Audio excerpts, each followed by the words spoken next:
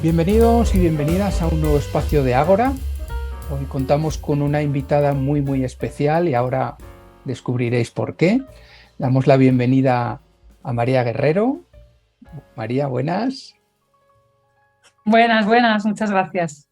Gracias a ti por darnos este espacio, hacer un hueco en tu agenda, que sabemos que está muy llena de actividades, de gestiones, y que podamos compartir un ratito de charla en H2Sol para hablar de este punto común que tenemos entre la musicoterapia y Acción por la Música, organización que creaste y que presides, y ver cómo desde Acción por la Música se transforma la sociedad, se transforma a la persona, igual que desde la musicoterapia pues tratamos, ¿no? de que la música con ese enfoque terapéutico produzca transformaciones, ¿no? Eh, bueno, nos gustaría conocerte, conocer un poco cómo es todo el trabajo que desarrolláis, cómo enfocáis esto de la música y no sé, yo creo que lo primero sería situar un poco a las personas cómo surge Acción por la Música, ¿no? ¿Qué es lo que os lleva a plantearos un día esto tiene que empezar a estar al alcance de la sociedad? Cuéntanos, a ver, ¿cómo nace Sí. todo? Eh, yo antes era abogada y trabajaba en un flamante despacho de abogados, Guau. donde aprendí mucho. Y un día me llevaron a casa de un amigo a ver un documental sobre el sistema de Venezuela del maestro Abreu. Y yo recuerdo que cuando vi ese documental, algo hizo clic y yo llegué a decir en alto que yo podría dar mi vida por algo como eso. Y dices, ¿y cómo es posible que te suceda algo así? Pues porque yo amo la música, aunque nunca he sido, no soy músico. Entonces, para mí la música ha sido siempre una serie de experiencias vitales significativas que han Ajá. contribuido a que yo fuera quien soy. De manera que cuando vi que esa fuerza del cambio se podía desatar también para otras personas, intencionada con un deseo de generar cambios a un nivel más sistémico, pues es que cómo no me iba a contagiar, ¿no? Así que a partir de entonces, pues el resto fue bastante más difícil porque del deseo a la realidad hubo que dar muchos pasos. Imagino, ¿no? Porque salir de un mundo de la abogacía donde todo está pautado por unas leyes, ¿no? Y por unas normas, y entrar en el mundo de la música donde hay mucho de espontaneidad, mucho de sensaciones, mucho de estar en ese momento presente en el que se está produciendo el hecho musical, tuvo que ser una revolución, ¿no? Para ti y para tu entorno, ¿no? Que llegaras, no sé, a tu familia y dijeras, dejo mi carrera y mi profesión y me dedico ahora a esto que no existe, que lo tengo que crear, ¿no? Sí, efectivamente había mucho de desconocido. También había una pregunta sobre quién era yo para tratar de proponer esto, Ajá. una pregunta sobre mi legitimidad. Y yo poco a poco la fui respondiendo pues con humildad, viendo que simplemente esto tenía que existir y que si no existía, pues alguien tenía que hacerlo. Muy pronto fuimos muchas personas, no solamente yo, y ahí fuimos llevando mejor la carga. Para mí el cambio fue sobre todo pasar de algo muy reconocido y aceptado socialmente, como era pues, estar en la planta 11 de un edificio precioso de Madrid haciendo fusiones y adquisiciones, a estar pues, en el barrio de Ventilla de Bellas Vistas, en un pequeño colegio, eh, tratando de poner en marcha una orquesta y explicando a los padres y madres qué iba a pasar ahí. Y la verdad es que mirando para atrás nunca he echado de menos mi vida anterior y eso que la vida de emprendedora ha sido mucho más peligrosa, porque es francamente arriesgado y peligroso emprender. Y decidisteis empezar por la base. Os fuisteis a un colegio donde las necesidades sociales, educativas, comunicativas, de conexión con el avance social de esos menores era mucho más evidente, ¿no? Y a partir de ahí dijisteis, desde esta base es donde queremos actuar y donde consideramos que la música puede servir como detonante, ¿no? Sí, Impulsora. nos parece muy importante priorizar los lugares donde hay un espacio para generar oportunidades que no están todavía. Ujú. El acceso a la música o al instrumento, pues en familias de rentas más bajas es más difícil y hay lugares donde, bueno, realmente es un auténtico privilegio. Entonces nosotros buscamos espacios donde los chavales no tienen esa oportunidad para que nosotros la podamos crear. Eh, y también buscamos espacios de alta complejidad porque lo que buscamos no es solo dar acceso a la música y a la cultura, Ujú. sino trabajar con comunidades que tienen retos muy complejos, trabajar esos retos. Ya, Si ya, son ya. retos, por ejemplo, que tienen que ver con integrar una diversidad importante de gente, pues ahí nos gusta entrar, ¿no? ¿Cómo puede la música servir de ámbito de encuentro para culturas diferentes y personas diferentes? Ajá. Ese es uno de los retos, ¿no? Sí, sí. ¿Y cómo fue ese primer momento que decidís, mm, tenemos esta escuela, conseguís los permisos, acordáis que todo esto se pueda llevar a tal, y llegáis a un aula o estáis cerca de un niño y de repente le proponéis o le ponéis un instrumento en sus manos, ¿no? Y decimos, a partir de ahora vas a poder llegar a tocar esto, ¿no? ¿Cómo fueron esas reacciones que observasteis en los niños, ¿no? Que encontrarse de repente con un violín, con un violonchelo, no sé, ¿cómo fue? Sí. Reconozco que al principio yo tenía miedo de que resultase artificial, Ujú. porque es cierto que estos instrumentos, pues cada vez más parece que son una cosa elitista, apartada, Sí. de gustos así, ¿no? Un poco elitistas. Eh, y sin embargo, en cuanto los chavales pueden tener en sus manos el instrumento por primera vez y hacerlo sonar, se produce una magia, una vinculación emocional muy profunda entre el niño y el instrumento que poco a poco empieza a formar parte, se convierte en una pertenencia de su identidad. Se llega Sí, sí, sí. a la identidad. Y eso lo vemos. A veces simplemente viendo cómo son las fotos de perfil de los chavales que participan en nuestras orquestas, pues muchas de ellas están vinculadas con la música. Y eso sucede pronto, en 3 meses.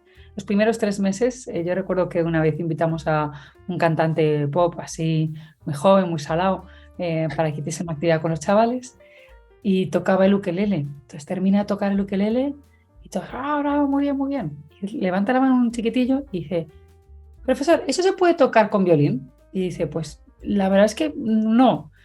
Bueno, entonces ya no me interesa. Bueno, Wow. no es que busquemos esto, sí que da cuenta de hasta qué punto en 3 meses un chaval puede convertir en esto en algo que forma parte de su vida, ¿no? Integrado en su vida. Jo.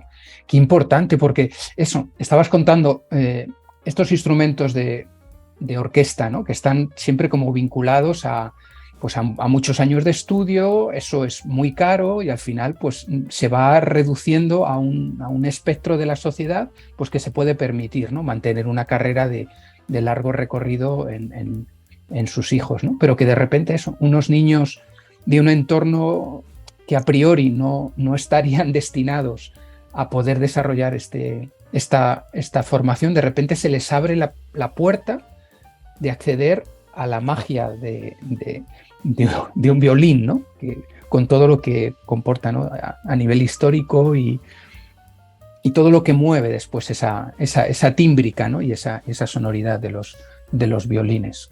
Con lo cual, me parece una labor absolutamente encomiable, ¿no? Y que llegarais a concebir eso como una posibilidad, ¿no? Mirando así como referencia las orquestas de Caracas del doctor Abreu, ¿no? El poder trasladar eso a España, ¿no? Y a estos entornos. Sí, fíjate que es curioso lo que estabas comentando de primero trasladar un modelo que está en otro país a nuestro contexto, eso no es algo evidente, hay muchos saltos lógicos que hay que dar para eso. Y otro que es tocar estos instrumentos de orquesta sinfónica en entornos donde no es la cultura mayoritaria. Y ese salto tampoco es evidente. Nosotros nos damos cuenta de que la orquesta sinfónica, como agrupación musical instrumental, es difícilmente igualable por otras, por su Ujú. amplitud, ¿no? En una orquesta sinfónica puede haber 3.000 personas.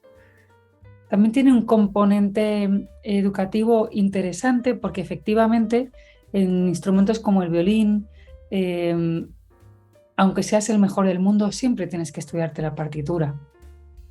No hay atajos. Y eso nos sitúa en los caminos de superación personal y comunitaria, que son construcciones así, ¿no? Paulatinas, donde es necesario perseverar de esa manera y además dentro de la pertenencia en un espacio comunitario.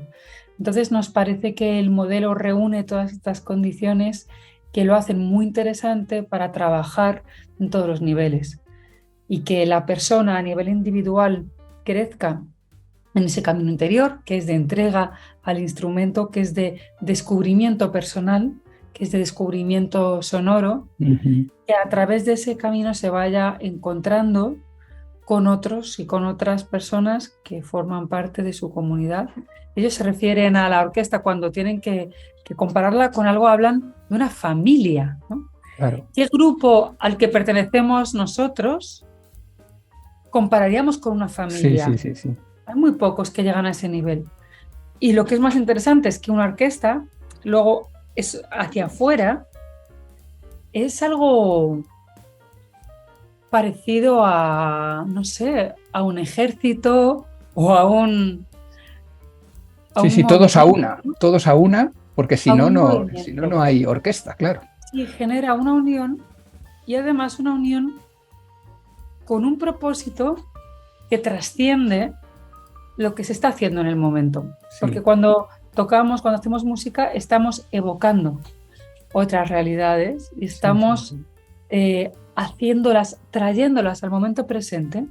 Además, una orquesta en sí misma no está completa, sino que necesita esa comunidad para la que toca, para la que hace música, con la que hace música. Sí, sí. Entonces nos parece muy interesante porque estamos observando que a través de las orquestas se están iniciando movimientos de transformación en las comunidades más amplias donde se insertan. Sí, En sí. fin, que desde luego que seguramente hay muchas maneras de enfocar este tipo de trabajo, pero todavía le encontramos tanta fecundidad a trabajar de esta manera que no se nos agota la orquesta. Sí, sí. Yo fíjate, he estado durante muchos años dedicados a la parte formativa en magisterio, en el campo de las artes, ¿no? Concretamente las artes plásticas, ¿no? Pero bueno, desde la musicoterapia, pues también en la parte musical, ¿no?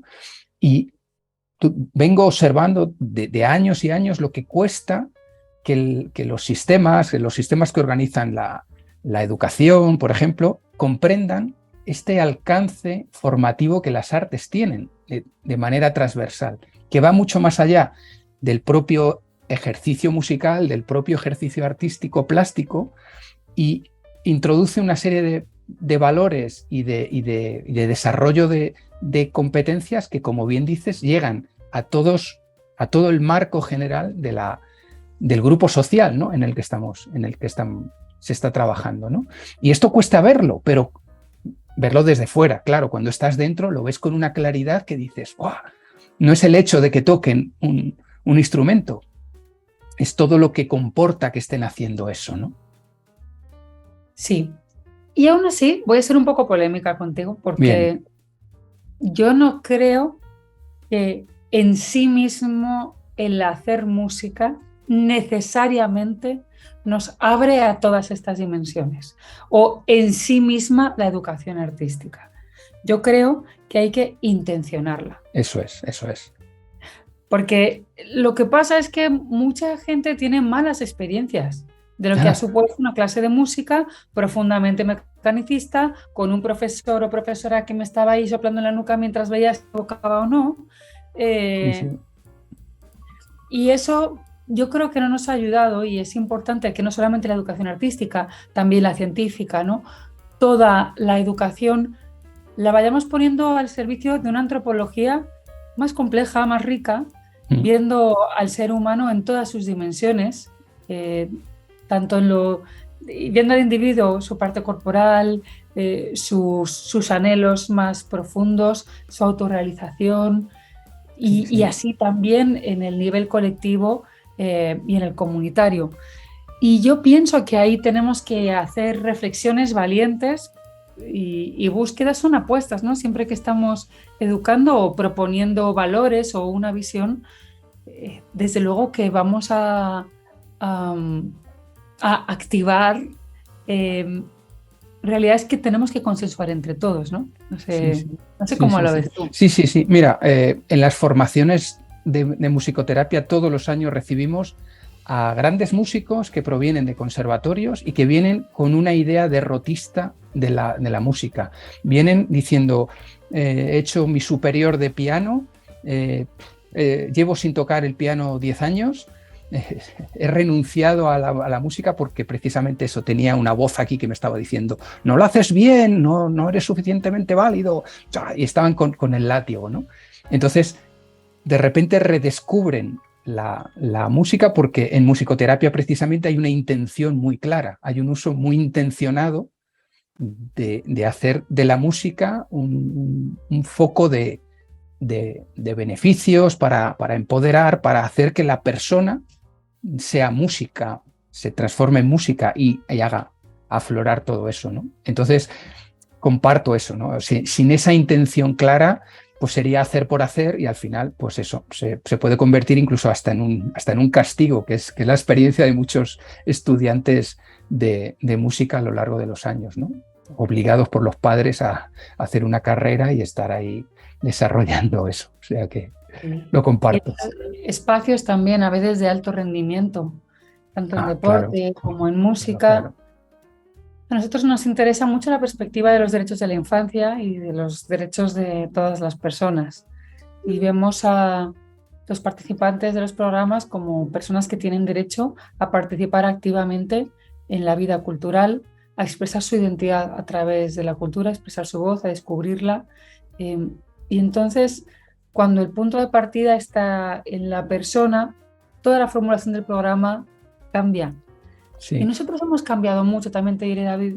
No somos algo monolítico, ¿sabes? Ya llevamos 10 años y cada año se nota un cambio muy importante sobre el anterior. Nos cuestionamos mucho cómo hacemos las cosas y siempre vemos el siguiente paso al que queremos llegar. Creo que es importante ver las metodologías como algo vivo. Y además es muy propio de sentir la música como la sentís. La música es eso, es estar adaptándonos, es estar modulando constantemente, ¿no? Con lo cual creo que hay mucha sintonía, ¿no? Entre lo que hacéis y el cómo lo hacéis, ¿no? Os permitís estar eso, estar vivos, ¿no? Y fluctuando conforme los tiempos avanzan, ¿no? Y las realidades cambian, ¿no? Hemos pasado por una pandemia que nos ha forzado, ¿no? A eso, a adaptarnos y pensar menos rígidamente las cosas. Y a la vez también ha sido muy importante consolidar cuando yo tiendo más a la espontaneidad y al caos que al orden y la estructura, pero he terminado cogiendo los dos por igual en mi vida porque cuando trabajamos con mi infancia y con comunidades que tienen un nivel de complejidad elevado, es muy importante que estemos ofreciendo un espacio seguro. Y eso es lo Sí, sí, primero sí. que nosotros somos. Ese espacio seguro tiene que ver con una disciplina, con una serie de rutinas, con una serie de espacios físicos. Y ahí sí que yo creo que hay que ser muy estructurados y lo somos. Sí, porque eso da seguridad al que de repente dice confío en ti. Os tenéis que mostrar confiables para que el proyecto arranque, ¿no? Y creo que en este tipo de aventuras, de propuestas tan ricas en lo humano, tiene que haber mucho ese componente de me creo lo que me estás poniendo delante. Y para eso, claro, la estructura tiene que ser muy firme, ¿no? Para que se sientan acogidos y que esto no cambia de un día para otro y que es estable, perdurable, ¿no? ¿Cuántos sois en el equipo? ¿Cuánta gente está haciendo posible que Acción por la Música esté en activo? Sí, somos más de 20 personas que forman parte del equipo profesional permanente de Ajá. la fundación, más luego una bolsa de voluntarios amplia y bellísima de unas 30 personas. y estamos ahora sirviendo a unas 350 personas. Wow. Queremos que el año que viene sean muchas más. 350 contando con los participantes directos, pero Ajá. claro, pasemos también a las familias, que también las Claro, es seguimos, una red inmensísima. unas 1000 y pico, sí. Y algo que también hemos ido descubriendo es realmente para qué servimos, Ujú. porque en todos los proyectos no es lo mismo lo que tú buscas generar hacia el futuro que la huella que luego estás dejando. Ajá. A veces existe una brecha importante entre nuestras intenciones y la realidad que Y la generamos. realidad. Y para eso yo creo que es importante estar vigilante y observar mucho qué está sucediendo de verdad, concretamente a nivel profundo en el espacio que generamos. Y nos sorprende la realidad, ¿sabes? Por ejemplo, nos hemos dado cuenta de que algo que se nos da muy bien es ser un espacio seguro para evitar comportamientos de riesgo. Pues Ajá. mira, es que aunque estuviésemos haciendo cualquier otra actividad, ya seríamos esto, ¿no? Sí, sí, Ocupando sí. el 30% del tiempo libre de los chavales y chavalas, que si no estarían pues en un espacio seguramente sin supervisión, ya eso tiene mucho valor. Luego nos damos cuenta de que mejoran mucho indicadores psicosocioemocionales importantes Ujú. relacionados con el autoestima, el, la práctica totalidad, ¿no? El 94% de los participantes encuestados a los que hemos ido preguntando qué iban percibiendo dentro de ellos, ven claramente pues, cómo va mejorando su autoestima, su sentido de pertenencia, su Ujú. autoeficacia. Muchas de estas variables psicosocioemocionales que nos parecen fundamentales, porque para generar transformación, las personas son el activo más fuerte y entonces una persona que está llena de confianza y de ganas y de deseos de vivir, pues transformará su vida y la de su entorno. Luego, algo que nos ha sorprendido ver, por ejemplo, es que yo apostaba desde el principio a que lo que hiciéramos directamente se iba a traducir en una mejoría académica, ¿no? Hay tantos estudios que hablan de que Sí, mejora el sí, sí. rendimiento académico y tal. Pues te Rendimiento, la diré que atención. sí, nosotros hemos visto que sí mejora el rendimiento académico en un 64% de los chavales, que no está nada mal, ¿no? O sea, yo creo que Sí, sí. es un dato bueno, pero no es tan evidente, ¿sabes? Incluso a veces nos hemos dado cuenta de que hay chavales que se empiezan a enganchar tanto a la música Que que desatienden, ¿no? necesitan, que Las claro, que matemáticas. querrían desatender. Entonces, bueno, darse cuenta de eso a tiempo es muy sano y muy bueno y nosotros lo estamos haciendo para abordar esos casos y decir, espera, que aunque tú quieras ser músico, que nos parece fenomenal si quieres ser músico o ser música, es muy importante que seas una persona completa, que termines tus estudios, que no te cierres puertas y que, ¿no? Que aprendas Ujú. matemáticas y de todo, porque al final de todo va a hacer falta en la vida. Y luego otra cosa que nos ha sorprendido, en este caso más en positivo, ha sido, disculpad que tengo ahí algún ruidillo que pasan, Nada, no, no, no se ¿no? percibe, por ¿No lo se ve? menos yo no lo Pues percibo, o sea fenomenal, que me alegra, me alegra. no te preocupes. Bueno, pues algo que nos ha sorprendido muy positivamente es darnos cuenta de que sí dejamos una huella importante en la salud mental de las personas con las que estamos trabajando. En un indicador que es el de la presencia de síntomas compatibles con depresión. Y hemos observado que este indicador en los chavales que se acaban de incorporar, pues está activo, está presente en el 70% de ellos. Hay algún Wow. síntoma compatible con depresión, que no significa tener una depresión, es Sí, sí, algún pero síntoma. tendencias. Luego, los que llevan entre 1 y 3 años, baja un 50%. Y lo más interesante, a partir de los 3 años, es un 23%. Es muy interesante ver qué está pasando en este grupo que lleva a partir de 3 años, porque nosotros desde fuera ya lo intuíamos. ¿Y en qué se intuye? Pues en el comportamiento, cosas a veces como la forma de andar, Claro. eh, la mirada cálida, el compromiso hondo. Ves que son personas transformadas, comprometidas, como sólidas. Dices, bueno, eso se ve como de ojo, pero Sí, sí, luego sí, es en sí. que se Hace concreta. Pues falta. vemos que, por ejemplo, se concreta en eso, en que hay una menor incidencia de síntomas compatibles con depresión, precisamente en un colectivo, el de estos últimos que decía, que son preadolescentes o adolescentes. Claro. Pues algo está sucediendo a nivel profundo, porque las familias también identifican, por ejemplo, un descenso de la conflictividad en el hogar a raíz de la participación de los chavales en la orquesta. Es que es una transformación integral lo que estáis logrando. Y máxime, ahora que se han disparado después de la pandemia los datos de depresión en adolescentes, en preadolescentes, y que está habiendo un grave problema en las escuelas de problemas de patologías mentales, ¿no? Con lo cual, esto que ya venís trabajando de tiempo es la herramienta perfecta para algo que se ha puesto de manifiesto en estos últimos tiempos como una realidad muy, muy evidente, ¿no? Y la muestra es eso, que es una transformación tan desde dentro que los chicos, las chicas de repente tienen una perspectiva y por tanto tienen un sentido de estar en el mundo. Cuando esto lo tenemos colocado, la depresión no ha lugar, claro. En lugar, en lugar, efectivamente, porque te da una razón de vivir. Alguna vez algún padre, yo lo recuerdo uno que rompió a llorar y decía gracias porque es que le habéis dado a mi hijo un sentido para la vida. Claro.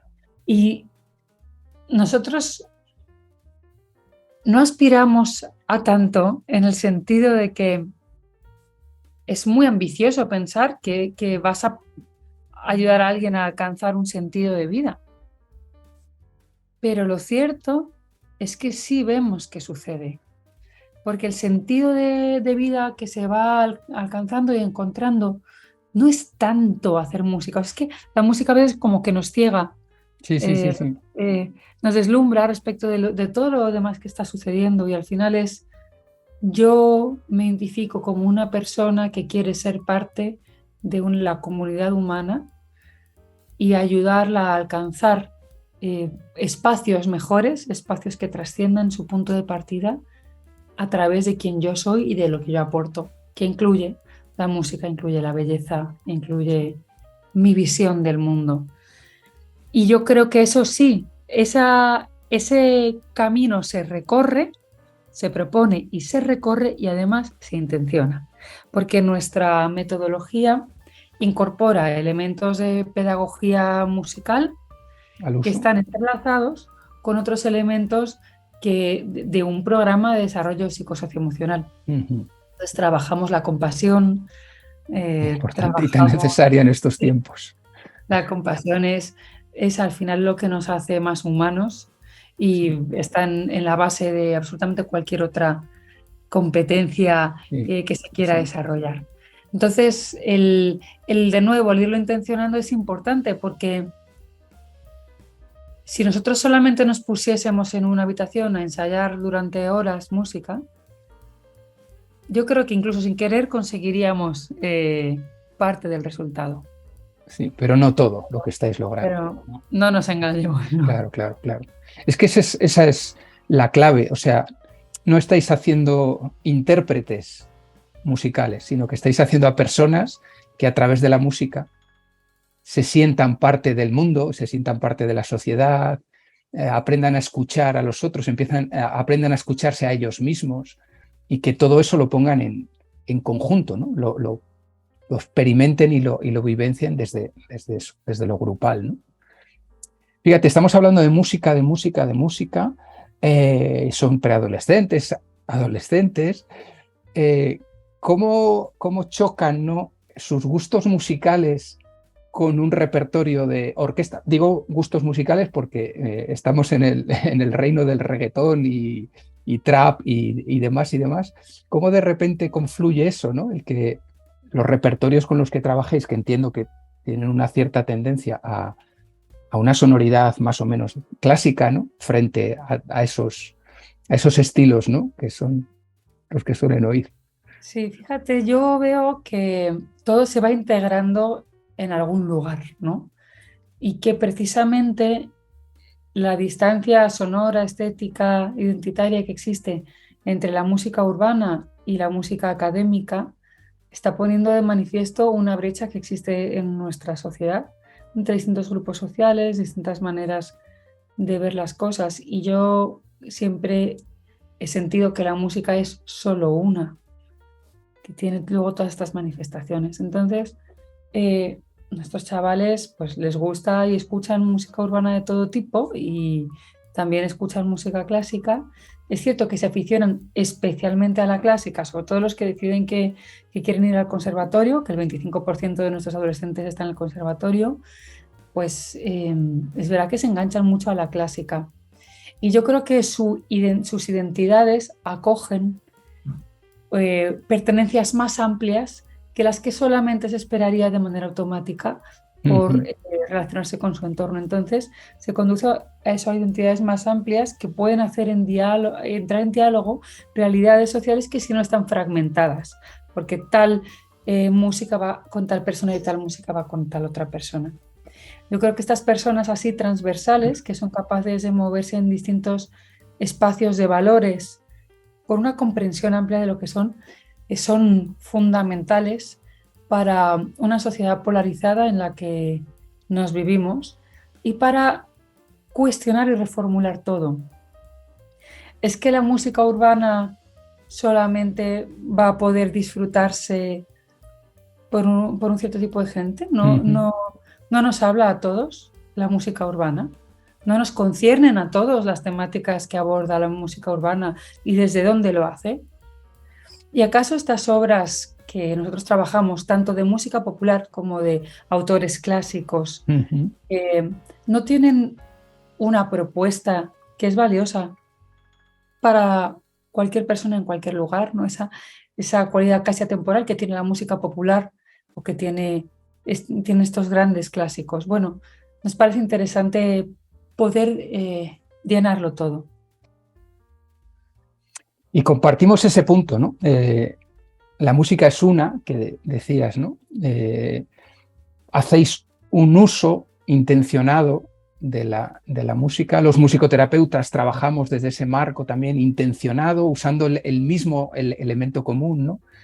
Y creo que todo el plantel de ideas y de proyectos que nos has puesto sobre la mesa, creo que es un estímulo muy, muy interesante, sobre todo para este público que está más cercano al contexto de la musicoterapia, que nos ve y que nos sigue, ¿no? Y creo que va a ilustrar muy bien y que va a enseñar cosas, ¿no? Vuestro trabajo, eso, difiere del nuestro, ¿no? Pero en la base es prácticamente lo mismo, ¿no? Buscamos casi, casi que las mismas cosas. Entonces, agradecemos infinitamente este tiempo que nos has dado, todo lo que nos has compartido y no sé, ojalá que en un futuro no muy lejano, haciendo mención a la película, nos volvamos a encontrar en un espacio como este o incluso físicamente, ¿no? Para seguir charlando y seguir compartiendo, ¿no? Estos puntos de conexión y seguir conociendo vuestra labor, que me parece increíble y aplaudo con las manos, con las orejas, aplaudo con el cuerpo porque es verdaderamente admirable lo que estáis haciendo y es una labor fundamental para nuestra sociedad. Muchísimas gracias, David. Estás invitado permanentemente, tanto tú y cualquiera que nos esté viendo, a visitarnos durante un ensayo. A mí me Qué encanta bien, y no dejo de proponerlo. Yo creo que los programas sociales hay que tocarlos, porque en lo que yo he podido decir ahora no logro transmitir ni un 1% de lo que es esa realidad tan rica y tan maravillosa y que está abierta para todos y seguramente, David, cuando vengas también a ti te transformará un poco, porque yo seguro. cada día que voy salgo un poco diferente. Joa, muchísimas gracias. Creo Gracias. que cerramos con una frase que está en vuestra web y que creo que es muy necesaria siempre, pero en estos tiempos más. Ahora toca esperanza. Ahora toca esperanza. Ahora toca esperar. Muchas gracias, María, y te mandamos un abrazo sonoro muy grande a través de la red. Esperamos que te llegue. Y lo dicho, muchas gracias por tu tiempo y por traernos estas cosas tan esperanzadoras. Recibido un gran abrazo sonoro y musical de mi parte y de todas las que hacemos acción por la música. Hasta pronto. Hasta pronto. Chao, chao.